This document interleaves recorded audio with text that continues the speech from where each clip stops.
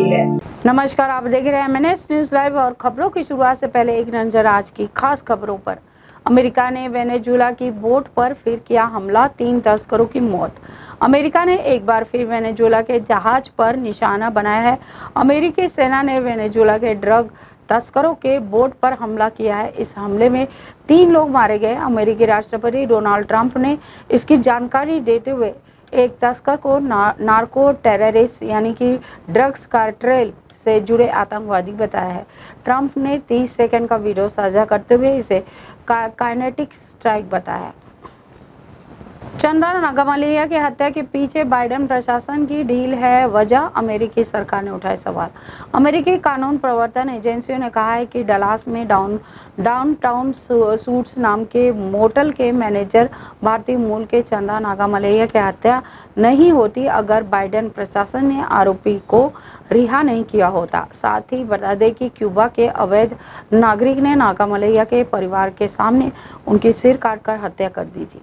FBI के director पद से हटाए जा सकते हैं काश पटेल, अमेरिकी संसद में होनी है पेशी। अमेरिकी संघीय जांच एजेंसी के निदेशक काश पटेल चार्ली के हत्याकांड में लापरवाही के आरोपों और यौन तस्कर जेफरी एप्स्टीन की जांच फाइलों को सार्वजनिक न करने के फैसले पर कांग्रेस की न्याय समिति के समक्ष पेश होंगे। कांग्रेस यह तय करेगी कि पटेल FBI निदेशक के पद के काबिल है या नहीं, क्योंकि उनकी नेतृत्व क्षमता पर सवाल उठ रहे हैं। भारत अमेरिका का युद्ध अभ्यास 2025 अलास्का में सफलतापूर्वक संपन्न, सेना को मिलेगा काफी फायदा। भारत और अमेरिका के बीच संयुक्त सैन्य अभ्यास युद्ध अभ्यास 2025 अलास्का में सफलतापूर्ण संपन्न हुआ।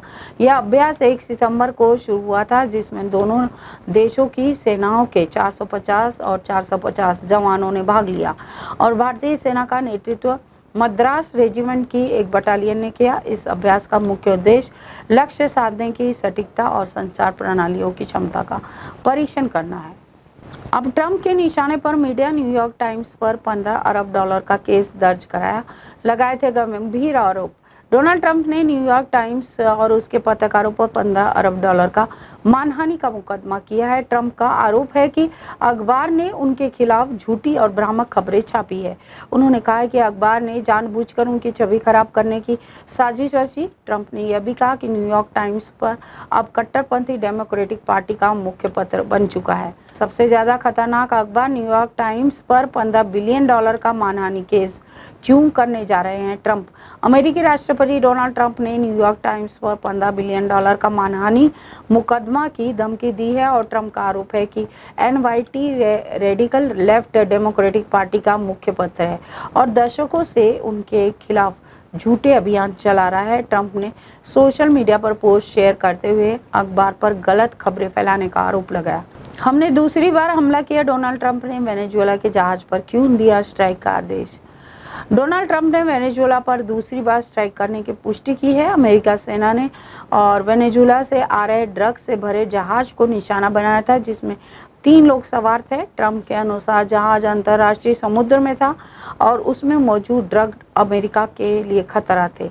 इससे पहले 2 सितंबर को भी वेनेजुएला के एक जहाज पर स्ट्राइक की गई थी। पर ब्रिटेन का राजघराना और अमेरिकी राष्ट्रपतियों का दौरा, जब कई बार टूटे प्रोटोकॉल और की गई गलतियां।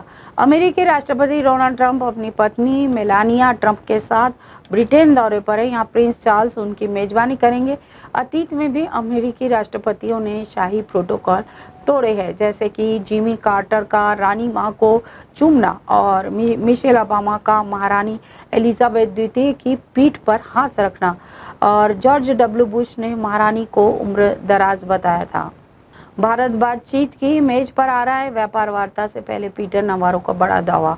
व्हाइट हाउस के व्यापार सलाहकार पीटर नवारो ने कहा है कि भारतीय व्यापारिक मसलों में बातचीत के लिए तैयार है। उन्होंने बताया कि प्रधानमंत्री मोदी और राष्ट्रपति ट्रंप के बीच सौहार्दपूर्ण बातचीत हुई है। नवारो ने यह कहा कि दोनों देश व्यापार बाधाओं को दूर करने पर काम कर रहे हैं, लेकिन भारत का टैरिफ अभी भी बहुत ऊंचा है। और भारत ने कहा कि यह द्विपक्षीय मामला है। अमेरिकी मध्यस्थता पर पाकिस्तान ने कबूला सच।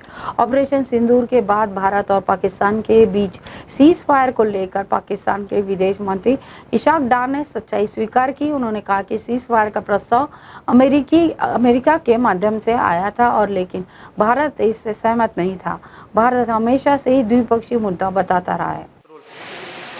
हाय हेलो नमस्कार, मैं हूं पंकज विष्णु और आप देख रहे हैं MNS न्यूज। देखिए साईं बाबा की आरती लाइव शिरडी से हर रोज सुबह सिर्फ MNS न्यूज पर।